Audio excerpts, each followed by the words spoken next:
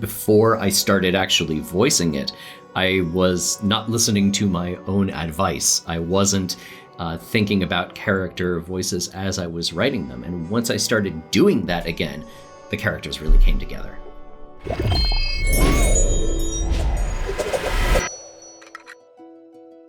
As story-rich video games have pushed further into the spotlight over the past decade, we've been blessed with some truly exceptional characters, like Senua of the Hellblade series, Astarion in Baldur's Gate 3, Hades from Hades, and lesser-known indie gems such as the narrator of Slay the Princess and Watcher from 1,000 Times Resist. From the full motion capture roles to the parts that have little to no visual representation in-game, these characters were all born from skillful writing and dynamic acting. The conscientiousness and artistry with which they were crafted makes them feel alive, and in turn, they breathe life into the worlds they exist in and lay the foundation for the sorts of stories that only video games can tell. Since writing and acting are equally important elements of voiced characters, I was eager to hear the perspective of someone who'd spent time honing these disciplines individually to see how each can reinforce the other. In other words, how does acting experience make you a better writer, and vice versa? To find out, I'm joined by Cyrus Nemati, writer, actor, game developer, and sometimes all of those things at once. Cyrus, please introduce yourself and tell us a bit about your background in the video game industry. Yes, I'm Cyrus Nemati. I'm the creative director at Little Bad Games. And how did I get into games? Well, I had a career in political communications for a while. It did not agree with me for obvious reasons. So I turned to voice acting. It was something I always wanted to do ever since I was a kid. So I got into games through voice acting simply by recording myself, sending out to ambitious Kickstarters, and that was my foothold into the industry. From voice acting, I started getting into writing, and I was able to do both on a number of projects. That led me to starting my own studio, Little Bad Games, where we do very weird narrative games. That is our thing, with a bit of historical background and really wacky characters and voice acting. So that's my thing and how I got into it. In 2021, you gave a wonderful GDC presentation called Finding Character Voice with Your Voice, in which you discuss how writers can benefit from performing their own scripts during read-throughs, and I was wondering if you could walk us through this strategy briefly. For example, how would you approach a first-time read of Dionysus from Hades if you were just given his character portrait and his opening lines from the game? I would start with the character portrait first and gather whatever context clues I can from it. We start with posture. That is probably the most informative thing that you have. With Dionysus, we see in the picture immediately, he's already got a bit of a lean, so this is easy. You can see it in his face already. He's got this kind of expression, so he's got an open posture. So he shows that he has nothing to hide. And indeed, if that toga flies up, he doesn't care. Doesn't matter at all. He's got his wine in his hand, and props are also really useful. I have a character in Vampire Therapist expansion, Couples Therapy, who is always smoking. So I brought a cigarette in the studio with me just to hold, not to smoke. So the same thing with Dionysus. So he's got his wine. He's leaning back. He's having a good time. He's just not worried, you know? Nothing matters here. We're just here to chill and have a good time. So when we jump into our first line here, yeah. I'm not worried about what Zach thinks, so, you know, hey there, Zach, man, how's it going? Look, you have got to get here with the rest of us already. We've been saving you a spot. Let me see what I can do, make life a little sweeter for you in the meantime. You know, it doesn't matter for him. Life is easy. We're here to have a good time. Beautiful, thank you. Man, I love that character. Even though Athena's divine dash is the boon I'm always praying to get first, Dionysus is the god I look forward to speaking with the most. He's got such a kindly frat bro energy. He was a trip.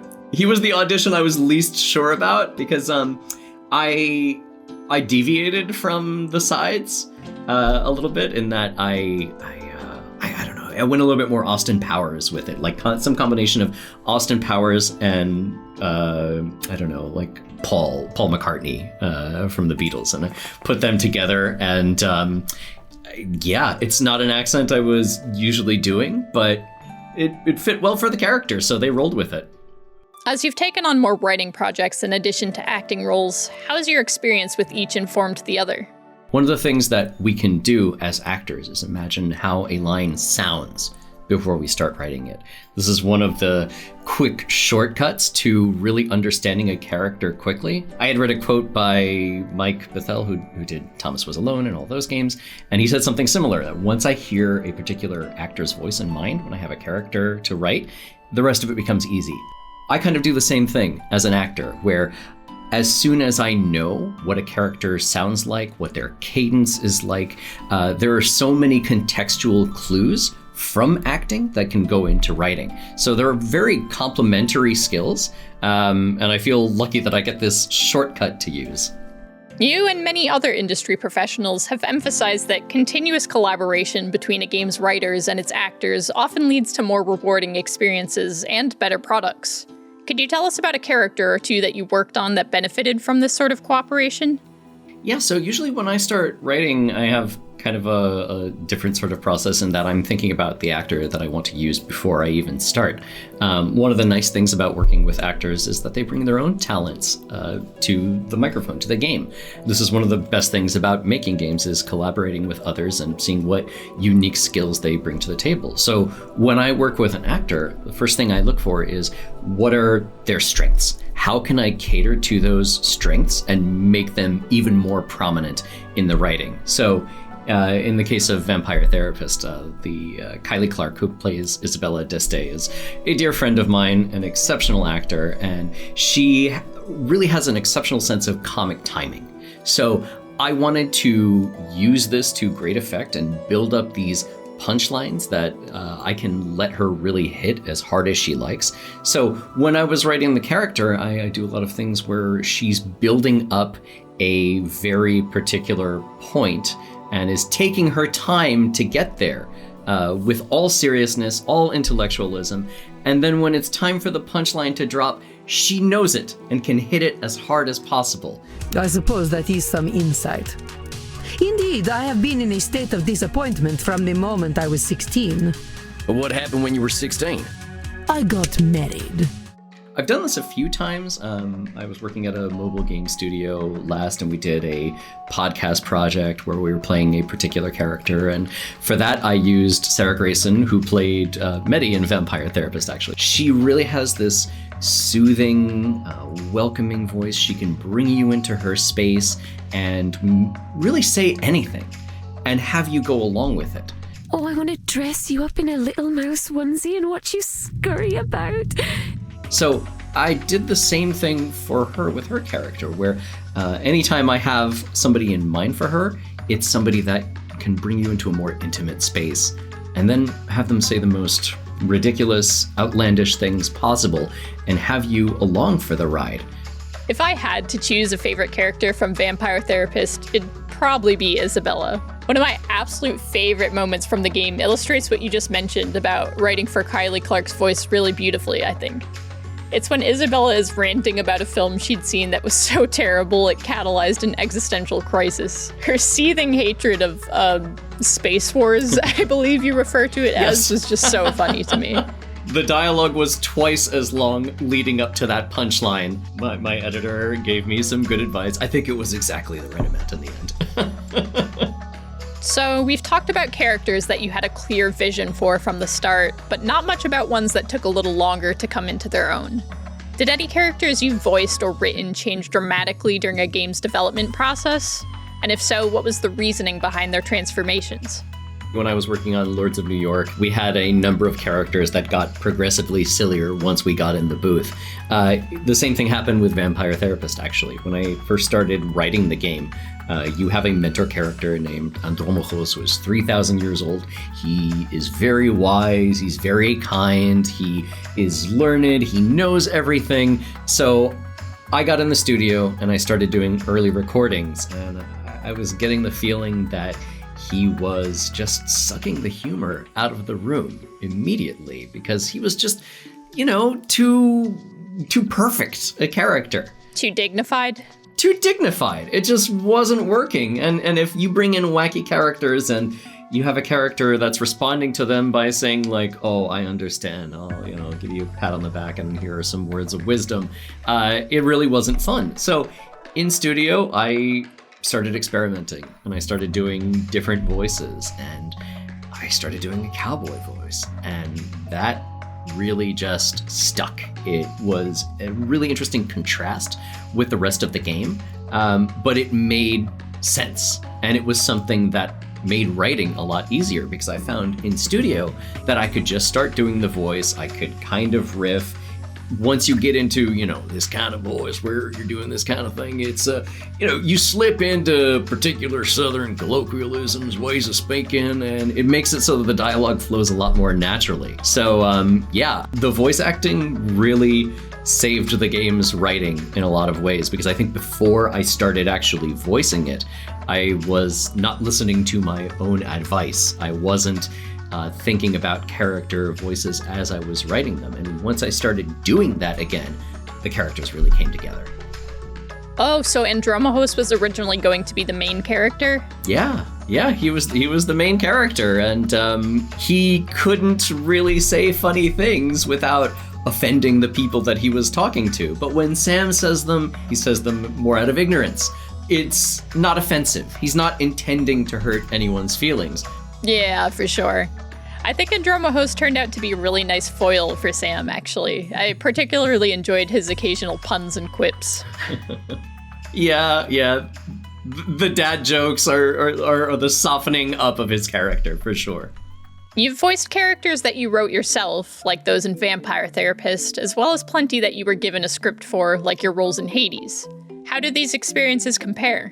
Yeah, it does tend to be very different, because when I write a character, I know a lot about the character already. Like, I come into it with my preconceived notions of what they sound like, and I can just jump right in studio. When I'm directing it as well, it means that I, really know what the end product is going to look like. When I'm voicing for another studio, it's less clear. And usually in voice acting, you'll get a character side, which is a sheet that has a description of the character, it has some voice references, it has some sample lines, and it has an image. And you get all your context clues from that. At most. Often you'll go in and you just get a script. Nothing else. I actually like that challenge a lot, because you have to look at the script immediately and try to get something from it. Like, really almost one thing. Like, if there's a word that they lean on or a particular phrasing that they like to rely on, I like to go 100% and extrapolate that to its comedic maximum, really, even if I'm doing a non-comedic game, just because that's what I lean toward.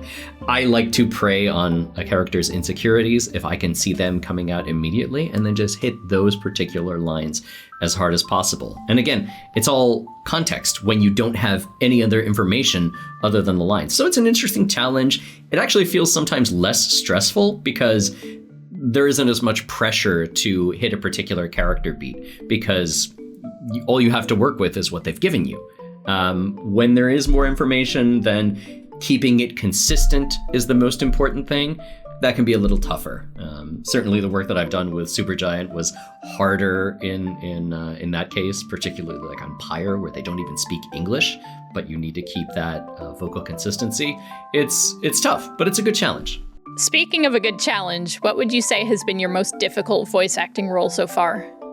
In terms of actual performance, Ares from Hades was a tough one for me, because again, it's a subtle character. Like, he can have emotions about things, but they are very controlled, very suppressed, and picking the times to let out a little bit more is not the easiest thing in the world for me. In the same game doing Theseus, that's my comfort zone. Something way out there that I can scream, I can cry, I can be the clown. Like, those are the kinds of roles that I really love the most. So control, that's a lot tougher for me. Frankly, sounding natural is also a bit tougher for me. Like, I have a theatrical bent, so doing more everyman sort of roles is not my strong suit at all. There's something really amusing about you referring to an Olympic god as an everyman character. Well, yes. Yeah. In comparison to the other ones I've done, yeah, certainly.